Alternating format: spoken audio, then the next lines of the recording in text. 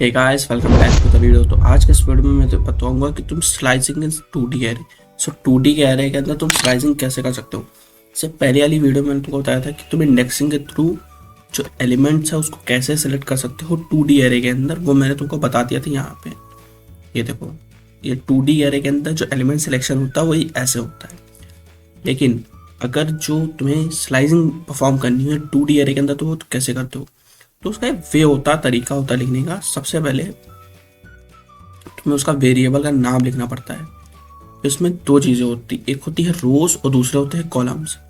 रोज क्या होती है, जैसे ये एक रो हो गई, दो रो हो गई, तीन हो गई, ये तीन रो हो गई। एंड 1 4 7 ये वन कॉलम हुआ। 2 5 6 दूसरा कॉलम। 3 6 9 ये जो 3 6 9 ये तीन कॉलम हुए। 1 2 3 3 कॉलम 3 रोज, इसलिए 3 इंटू 3 की मैट्रिक्स भी है। नाउ अब इसमें स्लाइसिंग कैसे होती है, तो इसमें दो तरीके से स्लाइसिंग होती है। एक होती है रो वाइज और दूसरी होती है कॉलम वाइज। जैसे स्लाइसिंग नॉर्मल 1D एरे में होती है सेम उसी तरह होती है, पर इसमें कॉलम भी ऐड हो जाता है। नाउ इसमें भी स्टार्ट स्टॉप एंड तीनों चीज़ें होती हैं और सेम उसी तरीके से काम करती हैं जैसे 1D एरे में काम करती है। तो सबसे पहले मेरे वेरिएबल का नाम ARR है। नाउ मुझे चाहिए 0 से मुझे जाना है 1 तक, यानी 1 ही रो मुझे प्रिंट करनी है। सो मैंने प्रिंट किया तो यहाँ पे मेरे पास 1 रो आ गई है। अच्छा, यानी मेरे पास से पहली रो आई है। अगर मैं 0,2 कर दूँ तो क्या होगा, मेरे पास दो रोज आ जाएंगी। एक पहली रो आई, ये दूसरी रो आई। एंड अगर 0,3 का देता हूँ तो मेरे पास तीनों रो आ जाती है। अब मैं चाहता हूँ मेरे पास तीन रो है लेकिन सिर्फ कॉलम 1 है, तो उसके लिए मुझे यहाँ पे जस्ट कॉमा लगा के अब ये काम पहला तो रो पे हो गया। पहला जो कॉमा से पहले जितना हम लिखते हैं वो रो पे काम करता है, जो उसके बाद लिखते हैं वो हमारा कॉलम पे काम करता है। तो यहाँ पे 0,1 लिखता हूँ कोलन। यहाँ पे तीन रो आएंगी और तीनों रो के फर्स्ट एलिमेंट आएंगे। सो ये रो के लिए काम कर रहा है, ये कॉलम के लिए काम कर रहा है। और अगर मैं 0,3 लिखता हूँ तो तीनों कॉलम आ जाएंगे एंड पहली रो का तीनों कॉलम आ जाएंगे। पहली रो के तीनों कॉलम आ गए, फर्स्ट रो के तीनों कॉलम आ गए। अगर मैं यहाँ पे 1,2 लिखता हूँ तो सेकंड रो के तीन कॉलम आएंगे। मैं दिखाता हूँ, सेकंड रो में 4 5 6 है तो यहाँ पे टोटल 4 5 6 आ गए। तो इस तरीके से स्लाइसिंग काम करती है 2D एरे के अंदर। पहला वाला रो को डिनोट करता है, दूसरा वाला कॉलम को डिनोट करता है। अब हम बात करते हैं जीरोस के बारे में। जीरोस क्या होते हैं। फॉर एग्जाम्पल जैसे मेरे पास एरे था 3 मैट्रिक्स का, तो हम लोग न्यू एरे बनाते हैं एंड लिखता हूँ मैं ARR.zeros। अब मेरे पास 3,3 के मैट्रिक्स है, तो मैं इसके अंदर पास कर देता हूँ 3,3। मैंने इसको रन किया एंड एक सेकेंड, ओके। सो np.zeros करने से जो हमारे पास न्यू मैट्रिक्स बनी है वो 0,0,0 0,0,0 0,0,0 यानी 3 इंटू 3 की मैट्रिक्स बनी है जिसमें सिर्फ जीरो है। एंड उसी के तरीके से हम लोग 1 का भी बनाते हैं। For example 1 matrix equal to np.ones 3 into 3 and इसको मैं जब रन करूंगा तो ये 1,1 की मैट्रिक्स बन जाएगी। ये देखिए 1,1,1।